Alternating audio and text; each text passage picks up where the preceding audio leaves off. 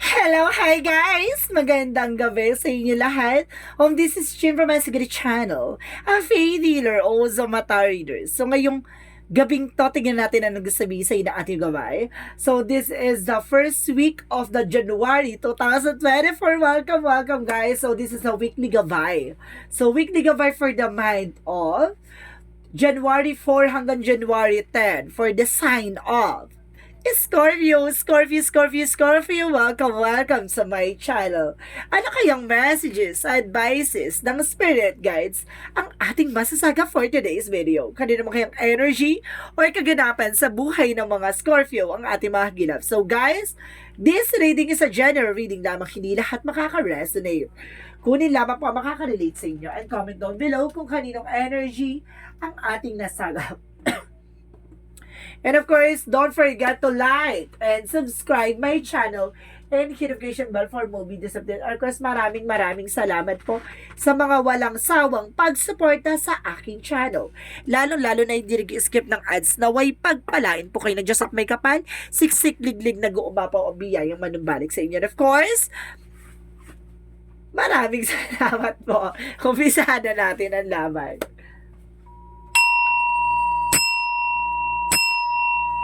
Angel Spirit Messages, give me an information for the sign of Scorpio. Ano kaya ang pinaka-messages, advices for you ng ating mga gabay? So, ngayon ang unang linggo, no? Unang linggo na papasok, no? So, tingnan natin ano kaganapan sa'yo. So, there's a 7 of Pentacles. So, there's a harvest time. So, this is the moment na, di ba, yung mga sacrifices mo, yung mga bagay-bagay or hard work mo. So, this is the moment na parang makukuha mo na, a result is coming your way. So, let's see what is additional messages. And because there's a King of Wands. So, there's a control. No? Controlling yung emotions mo dito, no? Huwag ka masyadong agresibo. So, let's see what is additional messages. Because there's a Page of Pentacles. So, there's a new, fresh ideas and new plans. So, ngayon papasok yung mga plano mo na panibago, no? So, let's see what is additional messages. And of course, there's a Knight of Cups. So, there's an offer. An offer of proposal or offer, kumbaga, promotions. An email or something messages, no? Mayroong may bagong oportunidad na papasok dito, no? And of course, there's Three of Pentacles. So, collaborations, no? There's a teamwork. So, sinasabi dito, kailangan mong makipag-collaborate sa iyong persons, even just sa family mo, or something na kailangan mag-focus sa iyong negosyo or trabaho, no? And of course, there's Five of Cups. So, there's a disappointment or something rejections, no? May mga bagay dito na parang wag mong panghinayangan, no? So, let's see what is the Emperor. So, ibig sabihin dito, there's a power. Ibig sabihin, kumbaga, ito na yung moment na parang harvest time para makukuha mo na yung power mo. No? Parang dito na yung simula ng kasaganahan mo. So, let's see what is additional messages for Angel Spirit, guys. Let's see what is the King of Wands. So, there's a 10 of Wands. So, there's some burden. So, ibig sabihin, mo kailangan kontrolin mo yung emotions mo, even your obligation and of course, ang iyong responsibilities. So, kailangan control. And because there is a Queen of Pentacles, so there's a sense of good for entrepreneurship and of course something business. So sinasabi dito pagdating sa business, marunong siyang mahawak ng finances. Sinasabi lang siya dito na there's a new fresh ideas and a new plan that brings you a manifestation. So, let's see what is the Knight of Cups. So, there's the Kingman, no? So, sinasabi dito, itong offer na to kailangan mong, kumbaga, mababago ang mindset mo or something intuitions mo. Or something, kumbaga, pananaw mo. So, sinasabi sa'yo dito na there's a delays or something cancellation. There's a moving forward or something, there's an information, there's a waiting for a result. So, ibig sabihin, hintayin mo lang yung email or something, messages or something, offer for you. And because there's the Lovers for the Three of Pentacles. So, there's a collaboration. So, there's a heart-to-heart conversation. So, kailangan nyo makipag-coordinate with your first sa iyong asawa, love life, and partner na kailangan nyo magkaisa. There's a unity. And of course, there's an Ace of Wands. So, there's a new beginning. So, ibig sabihin, magsisimula na ang panibagong chapter. So, let's see what is the Seven of Pentacles and the Emperor. So, there's the High Priestess. So, there's a mystery or something unexpected moment. May mga bagay na parang hindi mo inaadya or hindi mo sinasadyang mangyari. Or sinasabi dito, with the high priestess, there's a secrets or something. May mga taong naiinggit sa'yo. There's a hidden agenda sa pag-asenso mo. No? Kumbaga, may mga taong nangingit-ngit sa galit or nangingit-ngit sa inggit. No? Kumbaga, hayaan mo sila. No? Walang gamot yan. So, of course, there's a King of Wands and the Ten of Wands. So, of course, sinasabi dito with the Five of Swords. So, there's a self-sabotage. So, ibig sabihin dito, maging aware ka sa mga bibitawan mong salita o yung mga, kumbaga, there's a fair fight. Okay, thank you. So, ibig sabihin, magiging patas ang laban dito, no? Dahil sa mga ginawa mo, no? Mga tulong or sacrifices na ginawa mo. And of course, there's a Queen of Wands. So, there's a confidence. So, there's a confidence is key to your success. Ibig sabihin dito, kumbaga, the more na confident ka sa ginagawa mo, the more na magsasuccess ka.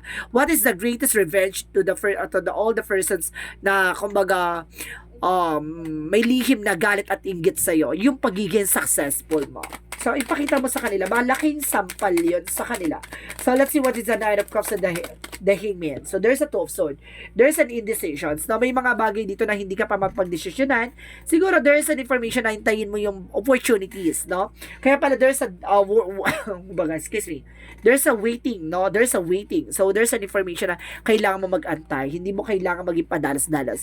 Kaya nagkakaroon ka ng indecision kasi, kumbaga, pinag-iisipan mo. It's a good fight. So, let's see what is the Three of Pentacles and the Lovers. Pagdating sa love life is the Page of Swords. There's an information, no? Get more information. Getting to know each other. So, ibig sabihin dito, kumbaga marami pa kayong matutuklas sa isa't isa, marami pa kayong malalaman, di ba? And because there's a Four of Swords, listen to your intuition and listen to your gut feeling, no? Kumbaga itong simula na to, ayaw, kumbaga, merong premonition or something information sa'yo na ibibigay ang ating Angel Spirit para, kumbaga, itong simula or pagbabago na to, hindi ka masasayangan ng pagkakataon or hindi ka manghihinayang. So, let's see what is the outcome.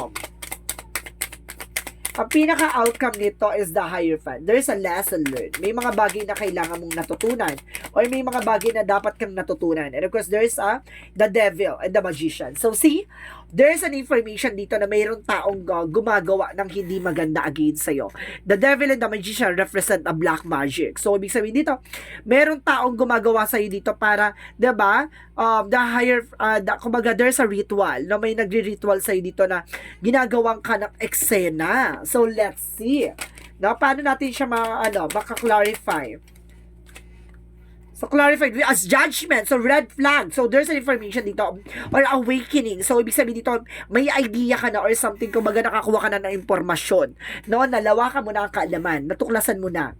Or, yun nga, natuklasan mo na ginawang ka ng black magic kumbaga, oh my God, all the years.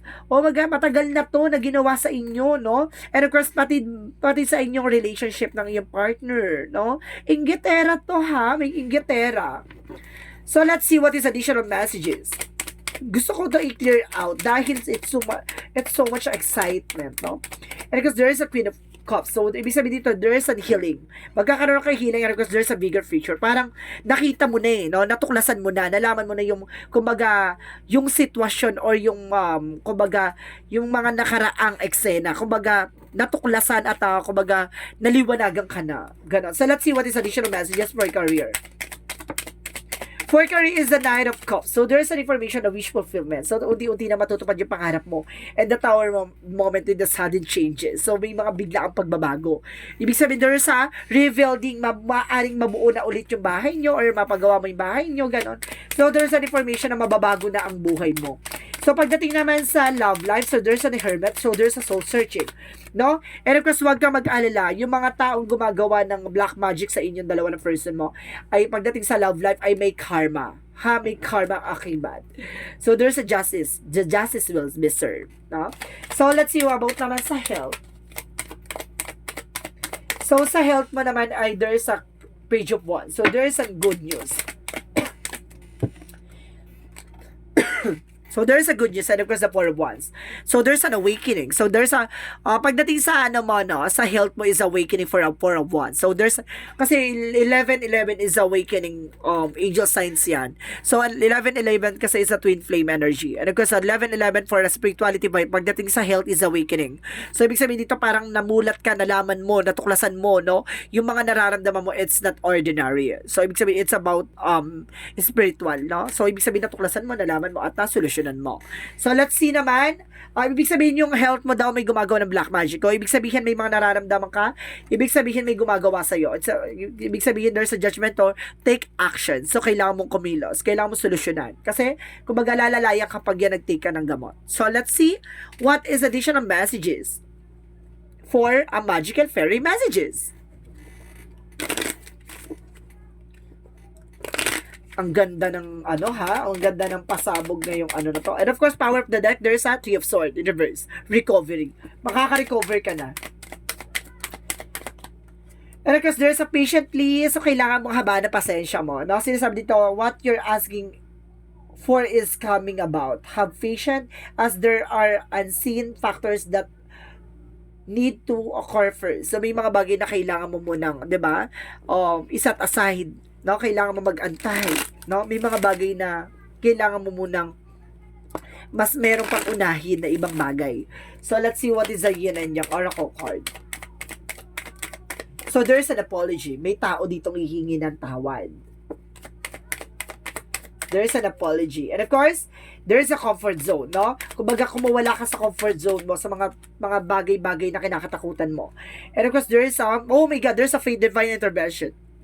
May paalala to ang ating divine na it's not an apology for a peace, no? It's an apology for another sin. So, ibig sabihin dito may taong kumbaga hingi ng tawad sa'yo hindi para makapag-peace of mind, para makakuha ng impormasyon at para magawang ka ulit ng eksena. Oh, divine intervention, paalala ng divine. Another messages. Huwag kang papalin lang. So, there's an information dito with air sign, Ace of Gemini, Libra, Aquarius. So, may mga kinalaman ka sa angels of Gemini, Libra, Aquarius for signs, no? So, let's see what is Archangel Raphael messages. So, anong gusto sabihin sa'yo na Archangel Raphael messages? So, there's an inner, increase your energy. So, ibig sabihin dito, palalakasin ang iyong enerhiya, ang iyong chakra, ang iyong, kumbaga lalakas ang iyong intuitions, ang iyong spiritual or something activation.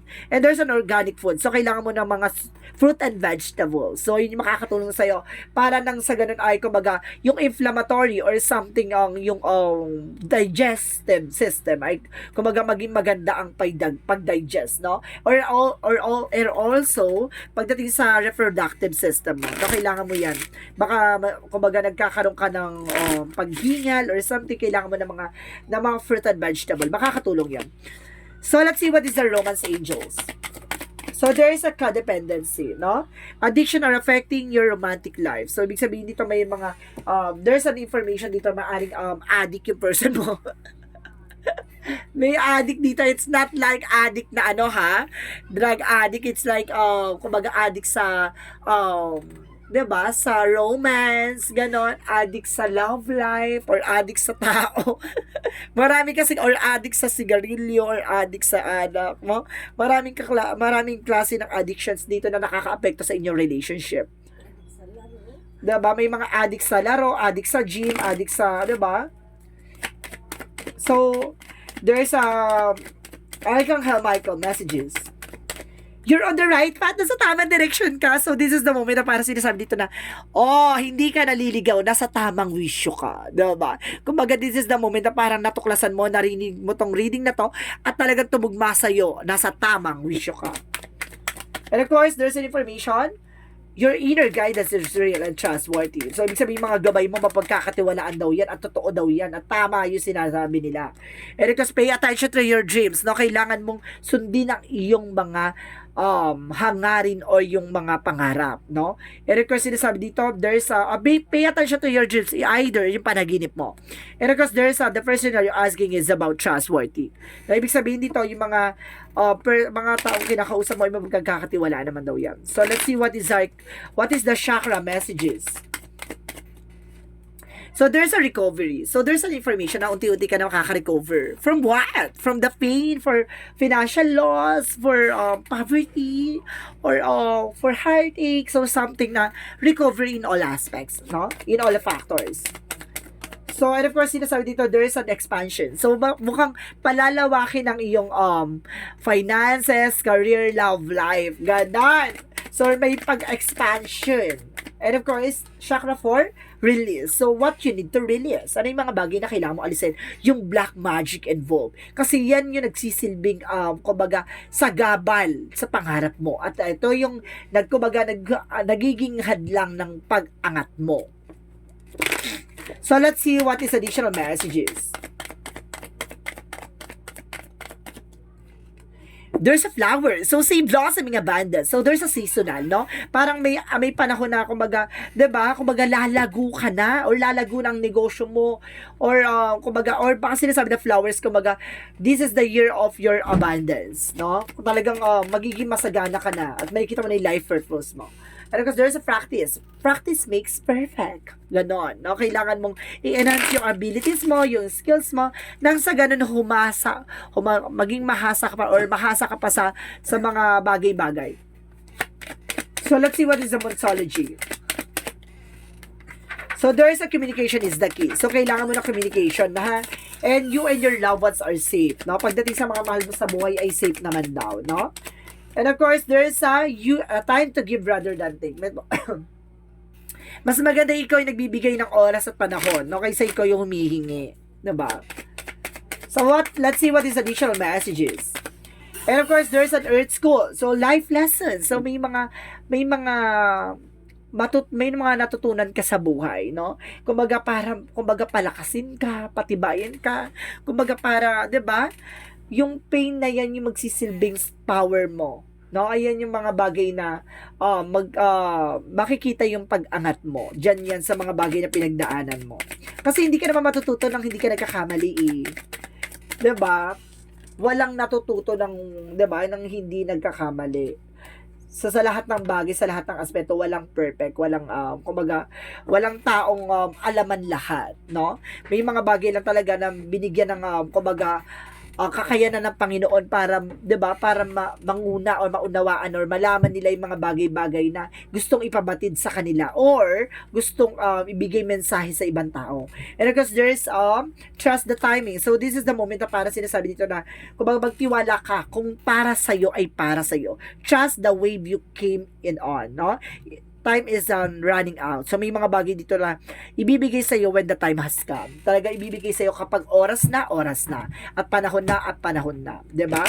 Walang panahon at oras na makakapagdikta or makakapagbigay ng impormasyon kung kailan at kung saan ipagkakalob ni God yung mga bagay na para sa iyo.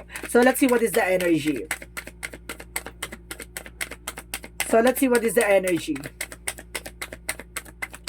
And there's a first chakra, Archangel Michael. So, protections, no? Pinoprotectionan ka ni ating Archangel Michael. Maaring isa si Archangel Michael sa mga gabay mo.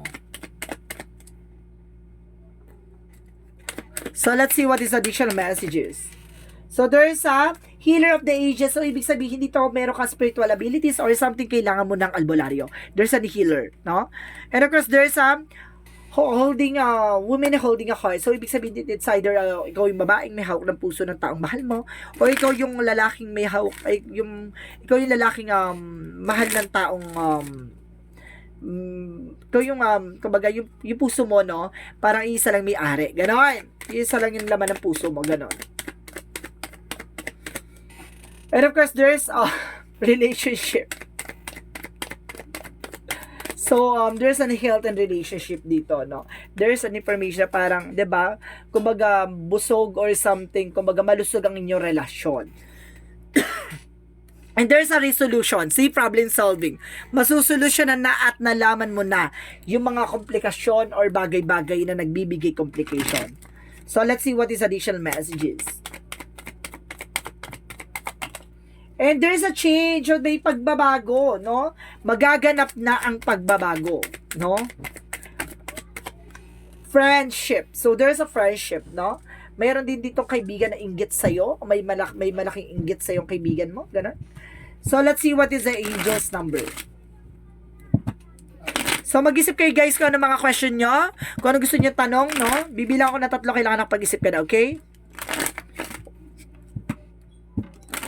1, 2, 3. Okay, Scorpio. So, ito na ang iyong kasagutan sa iyong katanungan. Angel's answer. Get more information. No, kailangan mo kakuha ng impormasyon and choose your direction. No, pumili ka ng bagong direksyon. Huwag kang titingin sa mga nakaraang sitwasyon, no? Laging titingnan mo yung better side of situation. Huwag kang iwas ka sa nega. And of course, there's a compromise. No, may mga bagay o pinangako ka na kailangan mong tuparin. So, let's see what is the Jesus loving quote. Jesus loving quote said, "Ask and shall be given to you." No? Kumbaga, itanong mo, hingin mo sa ating Panginoon at ipagkakaloob sa iyo yung mga bagay na dapat mong malaman. So, let's see what is the angel's number.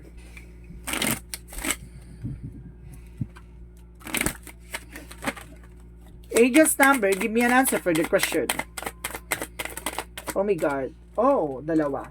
I am 555, I am optimistic, and 12, I am focused. So, kailangan maging positibo at kailangan mo mag-focus sa pangarap mo, no? So, sinasabi dito, a major shift is about to come into your life, experience and change your path, direction, and be open and stay positive. So, kailangan maging positibo ka sa lahat ng oras at sa lahat ng pagkakataon, no? Wag ka iwas sa nega. Yung sinasabi dito, wag ka maghahatak ng negative energy. And the 12th represent I am focused. Stay focused on your best possible future and remain optimistic throughout the entire journey. Your angels are right behind you as you turn your dreams into reality. So, sinasabi dito, mag-focus kasi nagawa mo. Kung papanatiliin mong positibo at kumbaga maging positive ang thoughts mo, even your perspective. So, sinasabi lang sa'yo dito na kumbaga nasa likod mo ang iyong mga gabay na umaagapay, no, para matupad yung mga pangarap mo. At yung mga pangarap mo ay para maisa katuparan. So, let's see what is the messages of life. So, let's see what is the messages of life. So, there is an appreciation. So, let's see. I am grateful for the abundance in my life as I direct my thoughts towards all that is wonderful in my world. My troubles and worries lighten with a full heart and appreciate all that I have. Today, I accept what it is, and choose to the satisfied. I express my loving things to the universe for the wealth. This is mine. That is mine. So, ibig sabihin dito, may mga bagay na ipagkakaloob sa'yo kung para sa'yo talaga, no? May mga bagay lang talaga na kailangan marunong ka mag-appreciate or magpasalamat sa mga maliit na bagay na ipagkakalob sa'yo. So, ibig sabihin kung marunong ka mag-appreciate ng mga maliit na bagay, marunong ka rin na tumanggap ng mga bagay-bagay na ipagkakaloob sa'yo. No, maliit man yan or malaki, so ibig sabihin marunong ka magpasalamat. So, yung maliit na bagay na yan, kumbaga, doon pala nakikita na ang pagpapasalamat mo at kumbaga, hindi ka nababago, no? Bagkos, nagiging mas, ka pa, 'di ba? Mabuting tao. So, ano pa kaya kapag binigyan ka ng malalaking opportunity? So, ibig sabihin dito, mas lalo kang ipagpapalain, no? So, this is weekly gabay for the month of January 4 hanggang January 10 for the sign of Scorpio. So, this reading is a general reading lamang, hindi lahat makaka-resonate. Kunin lamang pa makaka-relate sa inyo and comment down below kung kaninong energy ang ating nasagap. Maraming salamat sa mga walang sawang pagsuporta sa aking channel. Lalo-lalo na hindi nag-skip ng ads. Naway pagpalain kayo na Diyos at may kapal-siksik digdig nag-uumapa ang biyayang manumbalik sa inyo. And of course, once again, this is Chin Rodriguez from Asagari Channel, a faith healer o Zamata reader. Maraming salamat and see you in the next video. Bye-bye and babush!